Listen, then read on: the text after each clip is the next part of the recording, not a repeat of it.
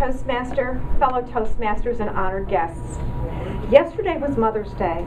Now, I never had any children, even though I've been married twice. And my mother passed away 2 years ago, but hardly a day goes by that I don't think about her and the wonderful stories she told me when I was a little girl. I was born in October of 1953 in Syracuse, New York, the last of my parents' 6 children. And I was the only one born in the United States. My dad, an engineer from Scotland, met and married my mother in her hometown of Port of Spain, Trinidad. And that's where all my siblings were born. I came along quite a bit later. My oldest sister was 19 years older than me when I was born, and the youngest was 9. So once they were grown and gone, it was a lot like being an only child. And even though it seems a little selfish, I'm glad I had my mother to myself for a few years. You see, I was a troublesome child. I was spoiled rotten. I had allergies and asthma. I was a finicky eater, and I threw up a lot. But my mother loved me anyway. When I was little, she'd spend what seemed like hours combing my long hair into long ringlets. And she'd tell me stories about her wonderful life in Trinidad, which to me was a mystical and exotic place. She'd talk about her father growing cocoa. And then she'd tell me the story of the day they found one of my sisters missing with the back door standing open when she was 3 years old. They found her finally sitting stark naked under a mango tree covered head to toe in sticky sweet mango juice. My sister would get so embarrassed when they told that story that it became my favorite story, and I'd make her tell it again and again. And then she'd tell me about the custom of going out to the coconut groves on Christmas morning, opening coconuts and mixing rum right into the fresh coconut water, and drinking it right out of the shell. And then during the holidays, she'd whisper longingly about the Christmas breeze. All those stories ignited my passion for travel, made me love the ocean, and lust for all things tropical, and inspired me to spend many Christmases sailing on a windjammer. Also, she liked to talk about the day a little boy who used to do their yard work found her crying in the kitchen. "Lady, what's wrong?" he asked her. Well, her cook's mother had died. And it was the first time she'd ever attempted to cook dinner for my dad, and it ended in a burned mess. And that little boy made a powwow for her to serve.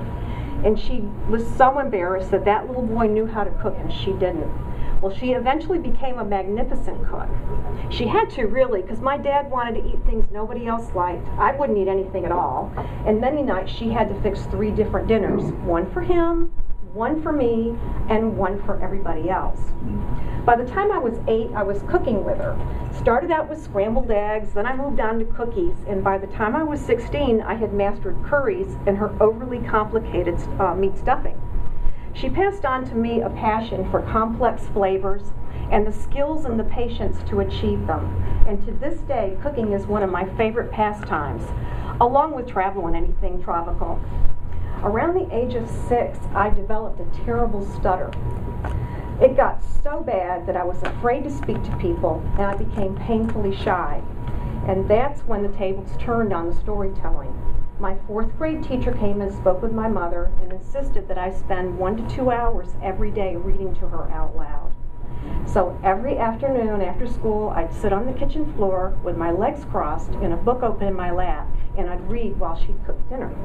It took a long time to get control of the stammer, but I eventually did. But it took even longer to get over the fear of people.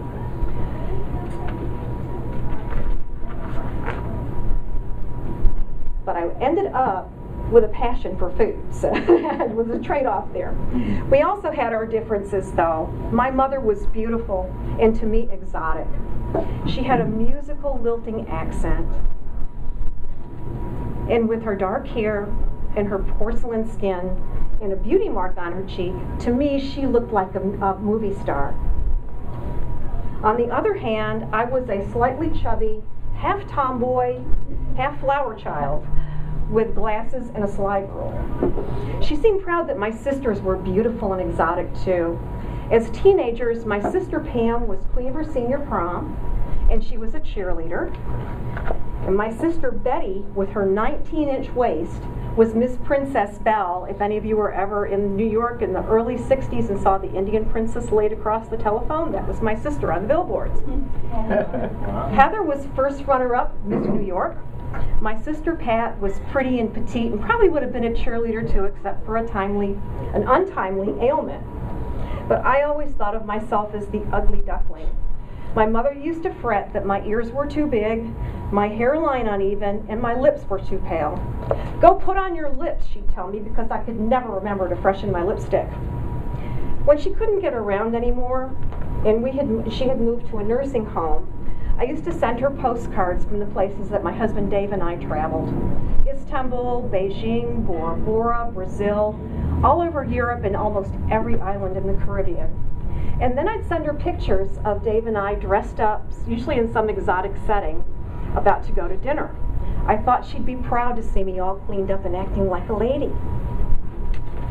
So imagine my surprise when she called me and asked me to send what she claimed was her favorite picture and to have it framed. It was a picture of me at age 30 when I worked as a facilities engineer at Gulfstream Aerospace, wearing a hard hat and carrying a roll of blueprints. And she'd show anybody that came in her room that picture and say, "That's my youngest daughter. She's an engineer." I think she liked it best when I built big things, office buildings, hospital additions, grand projects like that. She didn't understand how I could fall in love with the fast-paced world of fast food construction, with its turn-on-a-dime development philosophies, ridiculously long hours, and constant travel. My mom was 91 when she passed away, and although intellectually I know it was time for her to go, I wish she could have stayed around just a little bit longer. She wasn't able to travel when Dave and I moved to Florida in 2001, but I know she would have loved the palm trees and the oranges and the scents from the sea. And I think she would have been proud of my promotion to Director of Construction at Church's Chicken, overseeing the national expansion of an international company. But most of all, I think she would have been proud to see me with this. Estee Lauder Double Wear, a lipstick so sturdy, my dentist can't even smear it off.